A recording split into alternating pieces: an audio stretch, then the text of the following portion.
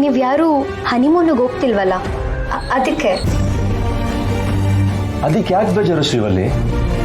ಅತ್ತೆಗೆ ಆರೋಗ್ಯ ಸರಿ ಇಲ್ದಿದ್ದಾಗ ನಾವು ಹನಿಮೂನ್ ಹೋಗಕ್ಕೆ ಹೇಗೆ ಸಾಧ್ಯ ಹೇಳು? ಸದ್ಯ ಅತ್ತೆ ಹುಷಾರಾಗ್ತಿದಾರಲ್ಲ ಅಷ್ಟು ಸಾಕು. ನಾವು ಹೋಗೋ ಮುಂಚೆನೆ ಅಮ್ಮಂಗೆ ಹುಷಾರಿಲ್ಲ ಅನ್ನೋದು ಗೊತ್ತಾಯ್ತು. ನಾವು ಅಲ್ಲಿಗೆ ಹೋದಾಗ ಅಮ್ಮಂಗೆ ಹುಷಾರಿಲ್ಲ ಅಂತ ಗೊತ್ತಾಗಿದ್ರೆ ಬರೋಕ್ಕೂ ಆಗದೆ ಅಲ್ಲಿರೋಕ್ಕೂ ಆಗದೆ ಒದ್ದಾಡ್ತಿದ್ವಿ. ಹೋಗೋ ಮುಂಚೆನೆ ಗೊತ್ತಾಯ್ತಲ್ವಾ? ಅಣ್ಣ ಅದಕ್ಕೆ ಒಳ್ಳೆ ನಿರ್ಧಾರನೇ ತಗೊಂಡಿದ್ದಾರೆ. ಹೌದು, ಅದು ಸರಿನೇ. ಹಾಗಾದ್ರೆ ನೀವು ನೆಕ್ಸ್ಟ್ ಯಾವಾಗ ಹೋಗ್ತೀರಾ ಹನಿಮೂನ್ಗೆ? ಅದು ಗೊತ್ತಿಲ್ಲ. ಅಣ್ಣ ಅದಕ್ಕೆ ಯಾವಾಗ ಪ್ಲ್ಯಾನ್ ಮಾಡ್ತಾರೋ ಆಗಲೇ ನಾವಿಬ್ರು ಹೋಗೋದು. ಹೊಸದಾಗಿ ಮದುವೆ ಆಗಿರೋ ನವ ಜೋಡಿಗಳು ಆರಾಮಾಗಿ ಹನಿಮೂನಿಗೆ ಹೋಗಿ ಬನ್ನಿ. ಖುಷಿಯಾಗಿ ಅಲ್ಲಿ ಸುತ್ತಾಡ್ಕೊಂಡು ಎಂಜಾಯ್ ಮಾಡ್ಕೊಂಡು ಬನ್ನಿ. ಮದುವೆ ಮಾಡ್ಕೊಳ್ಳೋದಕ್ಕೆ, ಹನಿಮೂನ್ಗೆ ಹೋಗೋದಕ್ಕೆ, ಸಂಸಾರ ಮಾಡೋದಕ್ಕೆ, ಮಕ್ಕಳು ಮಾಡ್ಕೊಳ್ಳೋದಕ್ಕೆ ಇದು ಯಾವುದಕ್ಕೂ ನನಗೆ ಅವಕಾಶನೇ ಇಲ್ಲ. ಆ ದೇವರು ತುಂಬ ಬೇಗ ಆ ಅವಕಾಶನೆಲ್ಲ ನನ್ನಿಂದ ಕಿತ್ಕೊಂಡ್ಬಿಟ್ಟ. ಅದು ಯಾಕೆ ಹಾಗೆಲ್ಲ ಮಾತಾಡ್ತೀಯ ಶಿವಲ್ಲಿ? ನಿನಗೆ ಒಳ್ಳೆ ಹುಡುಗಿ ಮದುವೆ ಮಾಡೋ ಜವಾಬ್ದಾರಿ ನಂದು, ಸರಿನಾ? ಶ್ರೀವಲ್ಲಿ, ನಿಮ್ಗಿರೋ ಒಳ್ಳೆ ಗುಣಕ್ಕೆ ಒಳ್ಳೆ ಹುಡುಗನೇ ಸಿಗ್ತಾನೆ.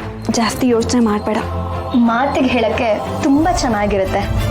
ಈ ಥರ ಮಾತುಗಳು ಯಾರು ಬೇಕಾದರೂ ಮಾತಾಡ್ತಾರೆ. ಆದರೆ ನನ್ನ ಮನಸ್ಸಲ್ಲಿ ಆಗ್ತಿರೋ ನೋವು ನಿಮ್ಗೆ ಯಾರಿಗೂ ಗೊತ್ತಾಗೋದಿಲ್ಲ. ಬಿಡಿ, ನೀವು ಖುಷಿಯಾಗಿದ್ದೀರಲ್ಲ ಅಷ್ಟೇ ಸಾಕು.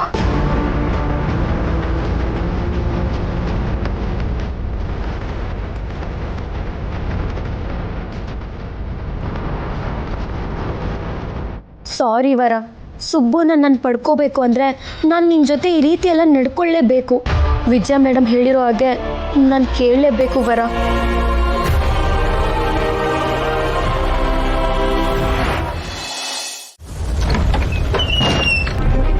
ಡಾಕ್ಟರ್, ಅತ್ತೆ ಹೇಗಿದ್ದಾರೆ? ಹುಷಾರಾಗಿದ್ದಾರೆ ಅಲ್ವಾ? ಹಾಸ್ಪಿಟ್ಲಿಗೆ ಏನಾದ್ರು ಕರ್ಕೊಂಡು ಹೋಗ್ಬೇಕಾ? ನೋಡಿ ಡಾಕ್ಟರ್, ಎಷ್ಟು ಖರ್ಚಾದರೂ ಪರವಾಗಿಲ್ಲ, ಅದನ್ನು ನಾನು ನೋಡ್ಕೋತೀನಿ. ಅತ್ತೆ ಬೇಗ ಹುಷಾರಾಗಬೇಕು ಡಾಕ್ಟರ್, ಪ್ಲೀಸ್.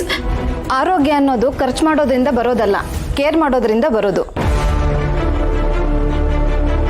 ನೋಡಿ ಸುಬ್ಬು ಅವರೇ, ಕೆಲವೊಂದು ಮೆಡಿಸನ್ಸ್ ಎಲ್ಲ ಬರ್ಕೊಟ್ಟಿದ್ದೀನಿ, ಹಾಗೆ ಇವ್ರಿಗೆಲ್ಲ ವಿಷಯನೂ ಹೇಳಿದ್ದೀನಿ. ಅದನ್ನೆಲ್ಲ ತಂದ್ಕೊಟ್ಬಿಡಿ. Okay doctor. ನಮ್ಮ ವಿಸಾಲು ಹೆಂಗಿದ್ದಾಳೆ ಡಾಕ್ಟ್ರೇ? ಅವಳು ಈ ಮನೆಗೆ ಅನ್ನಪೂರ್ಣೇಶ್ವರಿ ತರ. ಅವಳಂಗೆ ಮಲ್ಕೊಂಡ್ಬಿಟ್ರೆ ನಮ್ಮ ಹೊಟ್ಟೆಗೆ ತಣ್ಣೀರ್ ಪಟ್ಟೆನೆ. ಅವಳು ಹೀಗಿದ್ಬಿಟ್ರೆ ಮನೆ ಎಲ್ಲ ಅಬ್ಬಿಕೋ ಅನ್ನುತ್ತೆ. ಹೌದು ಡಾಕ್ಟ್ರೆ, ನಮ್ಮ ಅತ್ತೆ ಹುಷಾರಾಗ್ಲಿ ಅಂತ ಹೇಳ್ಬಿಟ್ಟು ಕೈಯಲ್ಲಿ ಕರ್ಪೂರ ಹಚ್ಕೊಂಡು ಹಿಂಗ್ ಆರತಿ ಮಾಡಿ ಬಂದಿ. ಮುಚ್ಚ ಬಾಯಿ, ಅವ್ನು ಬರೀ ಕರ್ಪೂರ, ನಾನು ಮಂಡಿಲೆ ಪ್ರದಕ್ಷಿಣೆ ಹಾಕ್ಬಂದಿದ್ದೀನಿ ಮೇಡಮ್. ನೋಡಿಮ್ಮ, ನಿಮ್ಮ ನಂಬಿಕೆ ನಿಮಗೆ ಬಿಟ್ಟಿದ್ದು. ಹಂಗಂತೀರಾ? ಹುಷಾರಿಲ್ದೇ ಇರೋರ್ನ ಮನೇಲಿ ಬಿಟ್ಟು ನೀವು ದೇವಸ್ಥಾನಕ್ಕೆ ಹೋಗಿ ಹರಕೆ ಮಾಡಿ ಬಂದಿದ್ದೀರಾ. ಆದರೆ ಮನೇಲಿದ್ದು ಟೈಮ್ ಸರಿಯಾಗಿ ಅವ್ರ ತಣ್ಣೀರ್ ಬಟ್ಟೆ ಹಾಕಿ ಕೇರ್ ಮಾಡಿದವರು ಶ್ರಾವಣಿ ಅವರು. ಅದಕ್ಕೆ ನನ್ನ ಕೆಲಸ ಸ್ವಲ್ಪ ಕಡಿಮೆ ಆಗಿದೆ. She is all right. ಸಂಜೆ ಅಷ್ಟೊತ್ತಿಗೆ ಜ್ವರ ಕಡಿಮೆ ಆಗುತ್ತೆ.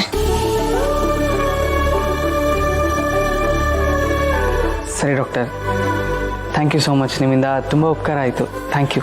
ಇದರಲ್ಲಿ ಉಪಕಾರ ಏನಿದೆ? ನನ್ನ ಕರ್ತವ್ಯ ನಾನು ಮಾಡಿದ್ದೀನಿ ಅಷ್ಟೇ. ಹಾಗೇನಾದರೂ ನೀವು ಥ್ಯಾಂಕ್ಸ್ ಹೇಳೋದಿದ್ರೆ ನಿಮ್ಮ ವೈಫ್ಗೆ ಹೇಳಿ.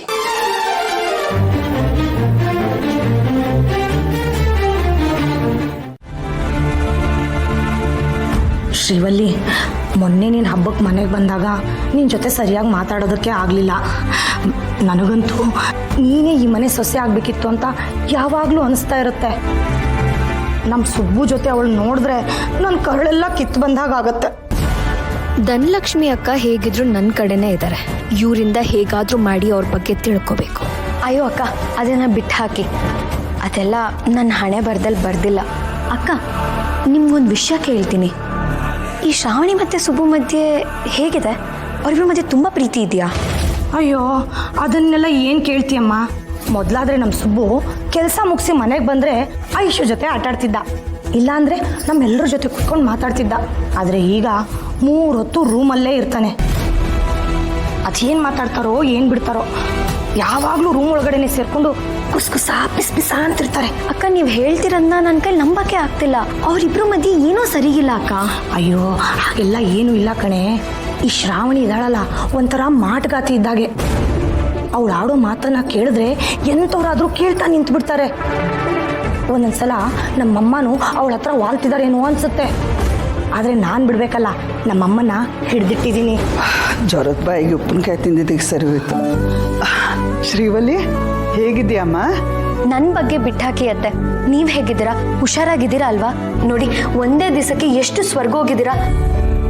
ನಾನೇನಾದ್ರೂ ಈ ಮನೇಲಿ ಇದ್ದಿದ್ರೆ ನಿಮ್ ಕಾಲ್ ನೆಲಕ್ಕೆ ಸೋಗ್ದಿರೋ ತರ ನೋಡ್ಕೋತಿದ್ದೆ. ಅತ್ತೆ ಸೇವೆ ಮಾಡೋದಕ್ಕಿಂತ ಪುಣ್ಯ ಇನ್ನೇನಿರತ್ತೆ ಹೇಳಿ? ಆಹಾ, ಚಿನ್ನದಂತ ಮಾತು ಹೇಳಿದೆ ಶ್ರೀವಲ್ಲಿ. ಈಗ ನನ್ನ ಸೊಸೆ ಅದಕ್ಕಿಂತ ಚೆನ್ನಾಗಿ ನೋಡ್ಕೋತಿದ್ದಾಳೆ. ಆದರೆ ಹೇಳ್ಕೊಳಕ್ಕಾಗ್ತಿಲ್ವೇ? ಅತ್ತೆ, ಏನ್ ಚಿಂತೆ ಮಾಡ್ತಿದ್ದೀರಾ? ನಿಮ್ಗೆ ಏನೇ ಬೇಕಿದ್ರು ನಂಗೊಂದು ಫೋನ್ ಮಾಡಿ ಆಯ್ತಾ? ನಾನೇ ಬಂದು ನಿಮ್ ಜೊತೆ ಇದ್ದು ನಿಮ್ಮನ್ನ ನೋಡ್ಕೋತೀನಿ. ಸರಿನಾ ಅತ್ತೆ?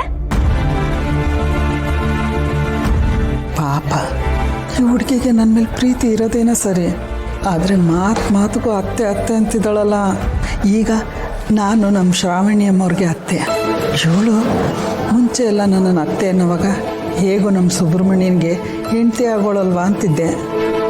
ಆದರೆ ಈಗ ಸುಬ್ಬು ಹೆಂಡತಿ ಶ್ರಾವಣಿ ಅಮ್ಮ ಅಂಥದ್ರಲ್ಲಿ ಇವಳು ಅತ್ತೆ ಅತ್ತೆ ಅನ್ನೋದು ಎಷ್ಟು ಸರಿ? ಇವಳು ಹೀಗೆ ಅಂತಿದ್ರೆ ಶ್ರಾವಣಿ ಅಮ್ಮನಿಗೂ ಬೇಜಾರಾಗುತ್ತಲ್ವಾ?